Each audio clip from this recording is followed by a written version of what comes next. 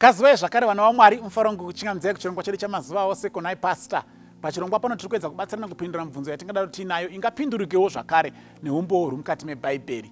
Saka nekudaro mukati mezuva ranhasi tiri kupindurawo zvakare mubvunzo wakabvunzwa neimwe hama yedu regai tibva tauverenga. Unoti iwo, Nhai Pastor, chii chinonzi spiritual husband?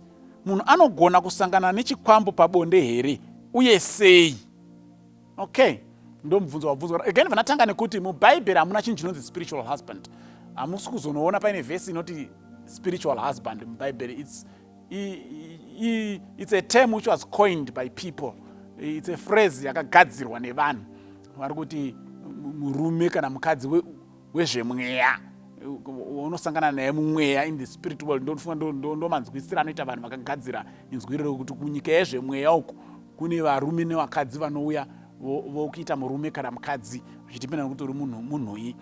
Saka muBhaibheri hatipa wani, but Bhaibheri rinotipa tsanangudzo yekuti zvichaizvo zvinenge zvichiitika. Saka chinenge chinzi spiritual husband nevanhu munhu akanzi iwo ne spiritual husband vari kuti iwo pane chikwambo chiri kuuya chichikuita murume kana kuti chichikuita mukadzi. In essence ndo zvari kutaura. Ndosaka abvunza azoti munhu anogona here kusangana nechikwambo pabonde uye zvinoitika sei? Saka chatiri kugona kutsanangura panapa kuti chinonzi nevanhu chikwambo chii, because ndo chinotora madifferent forms. Chinouya in different forms. Chikwambo chimwe chinouya semurume kana mukadzi, either kuhope wakarara or sometimes even wakatosvinura, chinogona kutoya mumba maunenge uri chosangana newe pabonde. Saka chii chinonzi chikwambo? Chii chinonzi chikwambo? Tikaziva izvozvo then taakuziva kuti chiri kunzi spiritual husband nevanhu chii, kana kuti chiri kunzi chinogona here kusangana nevanhu pabonde. Zvese zvinogona kuzviita. Da kutanga kuverenga zvakazarwa chapter 16 verse ya 14. Vanga vachiteerera vhiki rapfuura takadzidza pamusoro pengozi nechimiro chevakafa. Takadzidza izvozvo. Bhaibheri rakaisa pachena kuti vakafa chaivo hama dzedu dzakafa hadzina zvadzinoziva, asi zvinozoitika zvese zvichinzi zviri kuitwa nevakafa zviri kuitwa nengirozi dzadiabhorosi dziya dzakapanduka. Naiye Satani wacho pache zvake ndiye ari kumanipulata those angels so that they appear to us in the form of our beloved dead.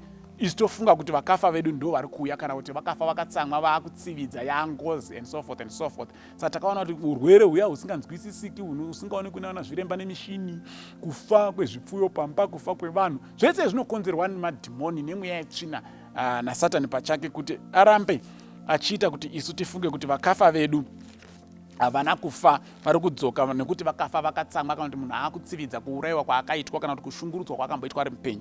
But panapa tiri kuverenga zvakazarwa 16 verse ya 14 inoti, for these are spirits of devils which work miracles and go to the kings of the earth and of the whole world to gather them to the battle for that great day of God Almighty. Zvanzi zvese zviri kunzi nevanhu zvikwambo nene, these are spirits of demons. These are spirits of devils. They work miracles. Spirits of devils, mweya yetsvina, mweya yemadhimoni, anzi inoita zviratidzo. Saka zvese zviri kutaurwa zvokunzi ndakazoona ndine spiritual husband, ndine mhuka inouya ichirara neni, kana kuti pane chinhu chinouya chichirara neni, mweya yetsvina, those are fallen angels, dziri kuita those zviratidzo. Dzinozviita sei?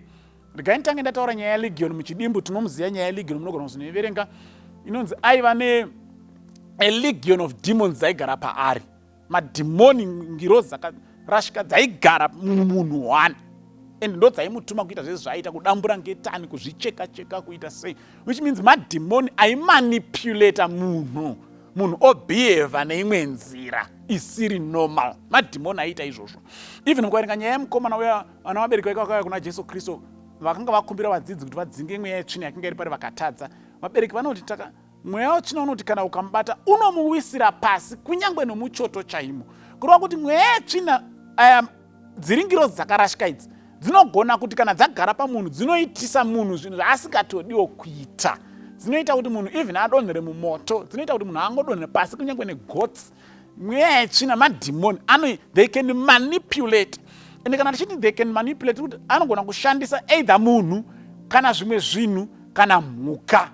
They can manipulate human beings, they can manipulate objects, they can manipulate animals. Madhimoni anogona kushandisa zvinhu izvo zvomapoka zvazvo zviri zvitatu.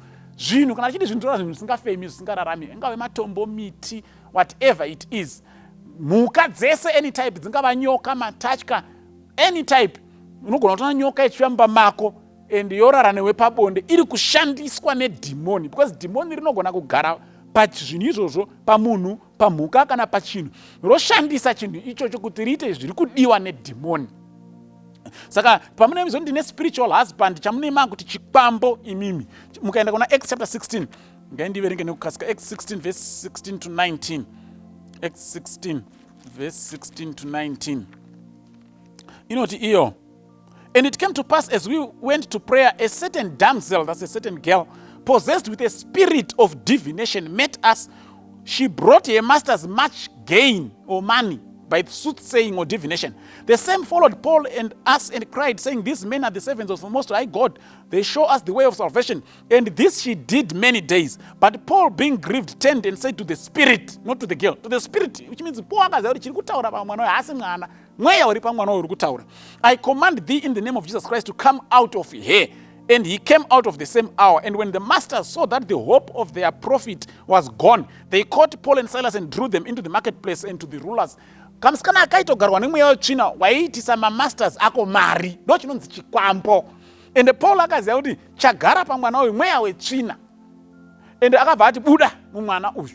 Saka chinonzi chikwambo chinhu chiri kushandiswa nemweya yetsvina kukuitisai mari imimi, in generally speaking, kana kuti kuita zvamunoda imimi. Saka vanhu vanopiwa zvinhu zvakasiyana siyana. Vamwe vanogona kupiwa dziri nyoka, vamwe vanogona kupiwa ingori minhenga, vamwe vanogona kupiwa ari mukadzi anotogara pamba, vamwe vanogona kuti mukadzi wako yeye ndiye anoshinhirwa ogarwa nemweya yetsvina, chitova chikwambo chacho iwe mukadzi wako iwe. Kana kuti vamwe hanzvadzi yavo mumusha haicharoorwi kumwe, inogara mumusha ichiitisa vanhu mari, yagarwa nemweya yetsvina, chato chikwambo.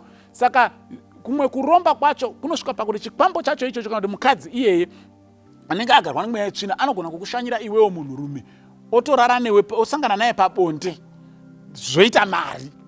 Kana kuti murume anouya ari muchimiro chemurume chaicho, but akagarwa nemweya wetsvina, wosanganawo newe iwewe, otogadzirirawo mwanhu mari. Kana kuti inogona kunge iye iri mhuka, kana kuti chiri chimwe chinhu chisiri mhuka. Saka mubvunzo unogona kubvunza nokuti saka pasa ndoita sei? Ini ndiri kufunga kuti zviri kuitika kwandiri, ndiri kufunga kuti pane chiri kuuyawo kwandiri chichisangana neni. Sepabonde mukaenda Revelation 12 verse 11 inotipa a solution iri padhuze dhuze yekuti tingaite sei kana takawira mudambudziko rakadaro. Revelation 12 verse 11, they overcame him, ari kunzi akakundwa ndiSatani nengirozi dzake. They overcame him by the blood of the lamb and by the word of their testimony, and they did not love their lives until death. Saka pane zvinhu tu zvinodiwa kuti tikunde mweya yetsvina iyi kana takasungwa mazviri. Number 1, kugamuchira Jesu Kristu samuponesi, ropa rake hanzi ndo rine simba rekukunda mweya yetsvina. Number 2, the word of your testimony, upenyu hwako hwaunorarama, lifestyle yako ngaipupure kuti waakuna Kristu. Siyana nezvinhu zvisinei naKristu, siyana nezvinhu zvenyika, siyana nenziyo dzenyika, siyana nekupfeka kwenyika, siyana nekudya kwenyika. Funga about Christ and his kingdom nezvinoreva shoko rake. Ukadaro Satani hasina any hold on you. But ukati unoda Kristu uku uchida zvenyika, uri kusanganisa zvinhu, ende Satani anoramba akabatirira pauri. Saka chekutanga kugamuchira Jesu Kristu, chechipiri kuti akupe simba kurumuka kubva kuri zvinhu zvenyika. Ukangodaro chete zvikwambo hazvina simba pamusoro pako. Mwari atikomboreni kutibatsira. Amen.